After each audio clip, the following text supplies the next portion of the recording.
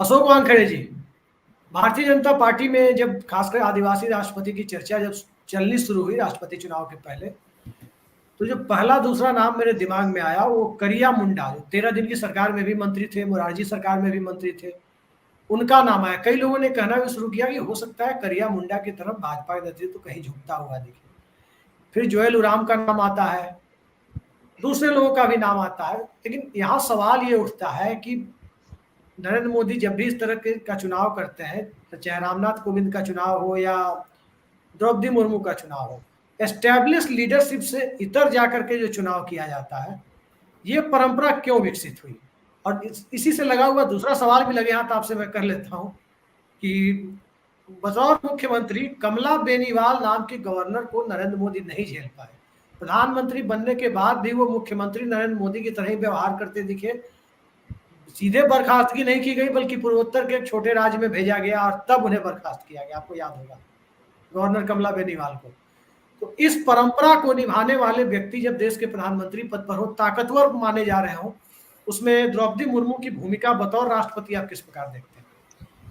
देखिए अभिषेक जी, ये तो बहुत पहले से तय, मतलब ये चर्चा थी भारतीय जनता पार्टी के काफी अंदरूनी, और हम भी लगातार चर्चा अलग अलग फोरम पे कर रहे थे कि आदिवासी ही कोई राष्ट्रपति होगा इस बार। लेकिन जब महिलाओं का नाम आने लगा तो दो नाम थे, एक द्रौपदी मुर्मू और एक नाम था अनुसुईया उइके। जी। अनुसुईया उइके का बैकग्राउंड थोड़ा स्ट्रांग पॉलिटिकल था, तो उनको एक नॉन स्ट्रांग, मुझे वीक पॉलिटिकल मूवमेंट वाला आदमी चाहिए होता है। और एक हमेशा होता है जब आप शक्तिशाली बनते हैं तो आप हमेशा, जो शक्तिशाली इंसान होता है वो सबसे ज्यादा डरपोक होता है। वो उसके पास खोने के लिए बहुत कुछ होता है, उसके पास खोने के लिए सत्ता होती है, उसका गुडविल होता है, उसका नाम होता है, उसका वजूद होता है। इसलिए वो 24 घंटे अपने आसपास वही बौने लोगों को लेके चलता है जो उसके सामने बौने ही रहे। इसलिए भारतीय जनता पार्टी 2014 तक तो एक सामूहिक नेतृत्व की बात करती थी। भारतीय जनता पार्टी में अडवाणी अटल जी थे, लेकिन फिर स्वर भी उठते थे। मुझे याद है नागपुर का वो अधिवेशन नेशनल एग्जीक्यूटिव का, कि जब सुषमा स्वराज ने अटल जी की सरकार को बिल्कुल तोल दिया था अपने भाषण में, तो उस समय वो था, क्योंकि एक सामूहिक नेतृत्व था। जब नेतृत्व सामूहिक नहीं रह जाता है तो फिर वो नेतृत्व सामूहिक अत्याचार करने लगता है, और यही वर्तमान 2014 में चल रहा है। जी। क्योंकि जो मोदी कहेंगे वही बीजेपी कहेगी, जो मोदी कहेंगे वही देश करेगा, और मोदी बनाम देश, मोदी बनाम बीजेपी हो गया है। जब खुलेआम भारतीय जनता पार्टी के अध्यक्ष ये कहते हैं राजस्थान में कि चुनाव मोदी जी के चेहरे पे लड़ा जाएगा, तो फिर राजस्थान की जनता को अपने आप को नपुंसकत्व दिखाई देता है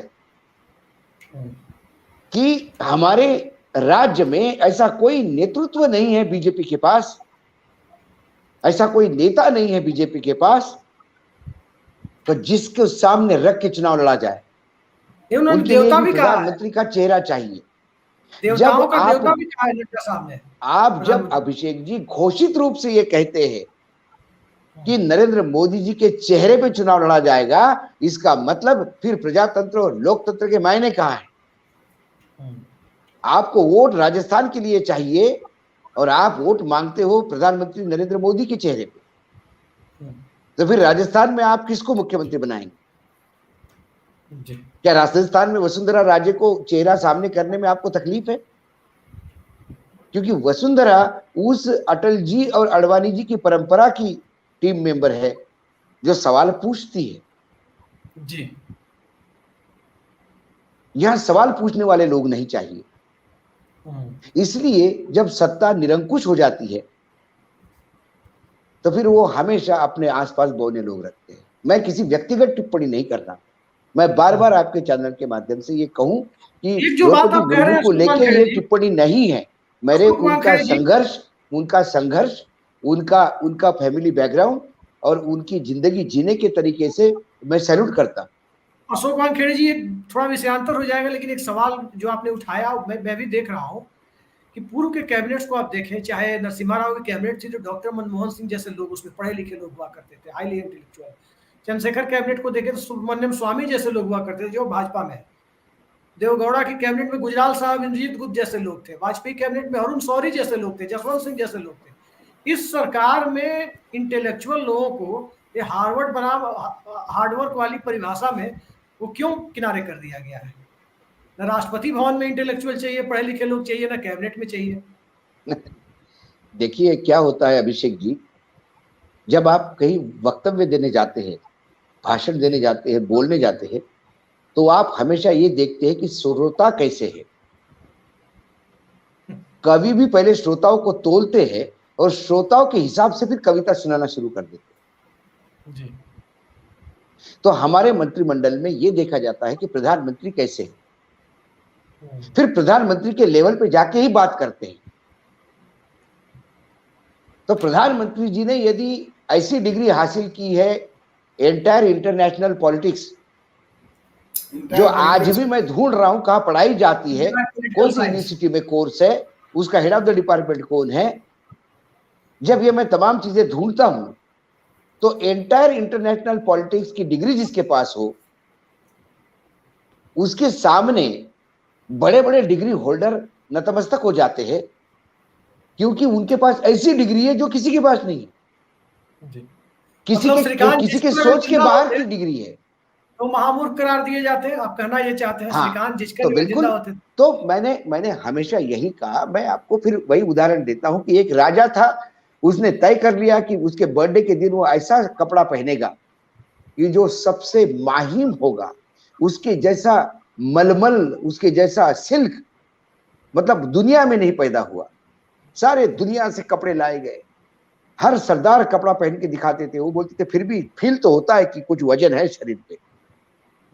फिर एक को समझ में आ गया राजा को क्या चाहिए, उन्होंने राजा को पूर्ण कपड़े उतारे और हवा में हाथ हिलाते हुए कहा कि ये शर्ट पहना, ये कुर्ता आपको पहनाया, ये नीचे अचकन पहनाई और ये बंद गले का आपको पहनाया। फील हो रहा है राजा जी कुछ? बोले अरे आपने कपड़े पहनाए, समझ ही नहीं आ रहे कि कपड़े पहना हूं। बोले ये है वो उच्च क्वालिटी का सिल्क जो आपके लिए लाया। और नग्न अवस्था में राजा निकल गए अपने जुलूस में। एक छोटे से बच्चे ने कहा अपने माँ को कि मैं बिना कपड़े के जाता हूं तो मुझे मारती हो, ये तो राजा नंगा घूम रहा है। राजा ने माहौत से धीरे से पूछा कि क्या मेरे शरीर पे कपड़े है नहीं? माहौत ने कहा कि बहुत ही महिम है साहब, इतने महीन कपड़े हैं, इतने सुपर फाइन है कि सब दिख रहा है। माहौत की भी इच्छा नहीं, हिम्मत नहीं हुई, लेकिन उस राजा में एक क्वालिटी थी कि उस बच्चे के मां को पूछने पे उसका संज्ञान लिया। वर्तमान में राजा संज्ञान किसी बात का नहीं लेता है, सिर्फ अपना ज्ञान देता है। तो यही कारण है कि आपको बुद्धिजीवी को भी अपनी बुद्धि घर में रख के बैठना पड़ता है, क्योंकि आपको सत्ता में बने रहना है, आपको वहां से बाहर नहीं जाना। ये कारण थोड़े कड़े शब्दों में बोला, बहुत सारे लोग नाराज हो सकते हैं इस मेरे उस उदाहरण से, लेकिन मेरा किसी को बेइज्जती करने का मन नहीं था। मैंने एक उदाहरण दिया, समझने के लिए उदाहरण दिया।